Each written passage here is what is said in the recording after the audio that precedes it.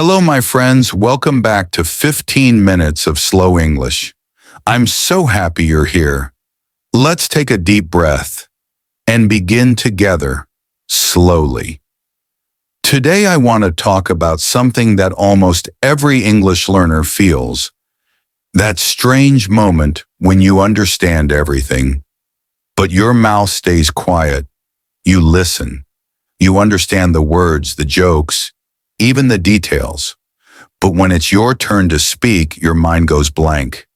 If that happens to you, don't worry. You're not broken.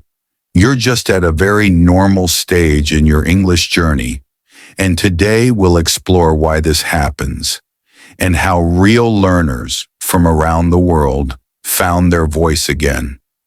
So make yourself comfortable. Maybe grab a cup of tea. Let's listen to their stories and learn slowly together. Diego's story, The Power of Recording Yourself. The first story is from Diego, a friendly guy from São Paulo, Brazil. He told me something that many people can relate to. He said, "I could understand my favorite songs. I could follow football interviews. But when my Canadian friend came to visit, I just smiled and said yes, yes." He felt embarrassed, like his brain and his mouth were two different people. So Diego decided to do something new. He took his phone, opened the voice recorder, and started talking about his day. Just 1 minute. Then he listened. He was surprised. He said, "Wow, my pronunciation sounds strange." So he listened again to native speakers and repeated after them. Every week he made another recording. It became like a small English diary, a collection of his progress. 3 months later, he met his Canadian friend again.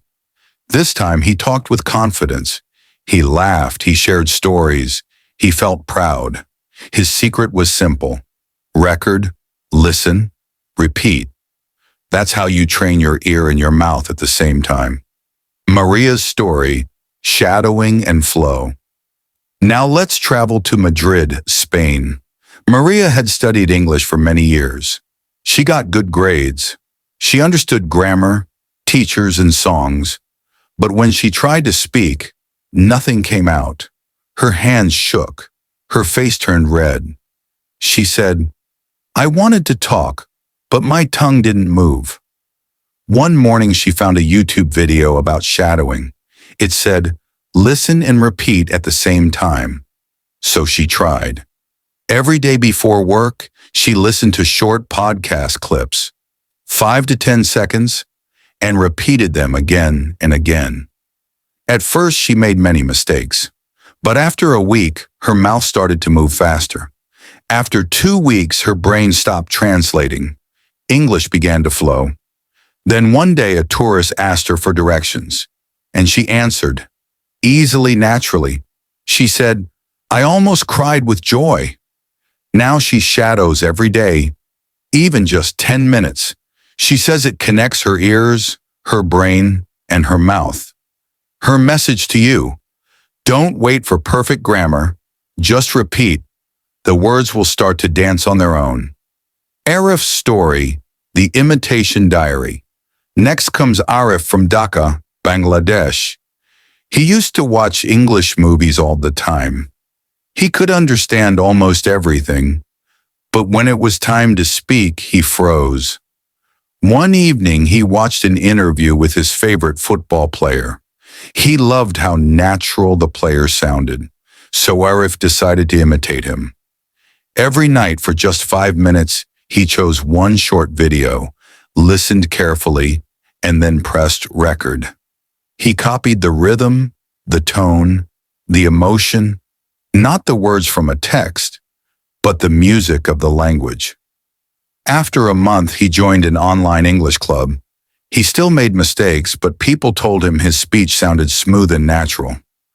Arif calls this method his imitation diary. He says, don't wait for a teacher. Be your own teacher.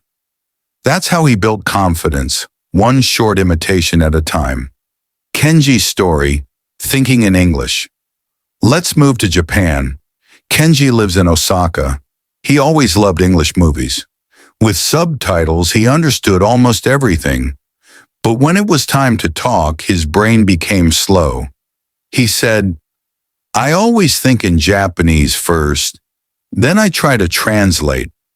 But by the time I find the English words, the moment is gone. One day his teacher gave him a simple challenge. Stop translating. Think directly in English. At first, Kenji laughed. Impossible, he said, but he tried. In the morning, he described his actions in English. I'm brushing my teeth. I'm making coffee. I'm walking to the train. On the train, he looked around. The boy is playing a game. The woman is reading. The sky is gray. After a few weeks, something changed. The sentences came faster. His thoughts started to feel English. Now he speaks with friends online without panic. He says, when you think in English, you don't just study it, you start to live it. Sarah's story, talking to the mirror. Finally, let's visit Iran, where Sarah discovered her own secret. For years, she studied English. She understood a lot, but speaking felt impossible. One evening, she stood in front of her mirror and started talking to herself in English. Just small things. Hi, how are you today? I'm tired but happy. She watched her mouth move, listened to her own voice, and imagined she was speaking with a friend. Every day she added more sentences. I went to the store. I bought apples and tea. I cooked dinner. After 2 weeks, she noticed something magical. She stopped thinking in Persian. Words came out easily. Sometimes she even smiled at herself while speaking. She says, the mirror is my best speaking partner. So remember, if no one is around to practice with, your reflection is enough. Why you understand but can't speak, and how to fix it. Now that you've heard these stories, let's look at what they teach us. First, understanding and speaking are two different muscles. Listening is like sitting in the passenger seat of a car. You're moving, but someone else is driving. Speaking is when you take the wheel. You control the grammar, the words, the pronunciation, all at once. If you understand English but can't speak, it's not because you're bad at languages. It's because your mouth hasn't practiced enough. Your input is strong, but your output needs more training. The fear barrier. The second reason is fear. Maybe you think, what if I sound stupid? What if people laugh? That fear blocks your voice. But remember, even native speakers make mistakes. Every day. Fluency is not about perfection. It's about connection. If the other person understands you, you are already successful. So speak bravely. Smile through your mistakes. They are proof that you are learning. The translation trap. The third reason is translation. You think in your native language, then try to change it into English. But the two languages don't always fit perfectly, so your brain gets stuck in traffic. To fix this, start thinking directly in English, like Kenji did. Describe what you see, what you do, what you feel. The coffee smells good. The sun is warm. The bus is late. Do it silently in your head. No one will notice, but your brain will. Speak every day, even alone. Another truth is simple. You don't speak enough. You can't learn to swim by watching videos about swimming. You have to get in the water. The same rule applies to speaking. Talk to yourself. Record your voice. Read short texts aloud. Even 5 minutes a day can make a big difference. Because fluency grows from repetition, not from theory. Repetition builds fluency. Understanding a word once is not enough. You need to use it many times. Hear it, say it, read it, write it. When you repeat, you're building a bridge from knowledge to confidence. So when you learn a new phrase, say it aloud 3 or 4 times. Use it in a sentence that describes your real life. That's how the word becomes yours. Active listening and shadowing. Passive listening, playing English in the background, is nice. But active listening is what makes you improve. When you repeat right after a native speaker, you connect your ears and your mouth. You learn the rhythm, the tone, the emotion. That's shadowing, just like Maria did. It's not about perfection, it's about feeling the music of English. The speed gap. Sometimes your listening brain moves faster than your speaking brain. That's normal. They are like two friends learning to dance together.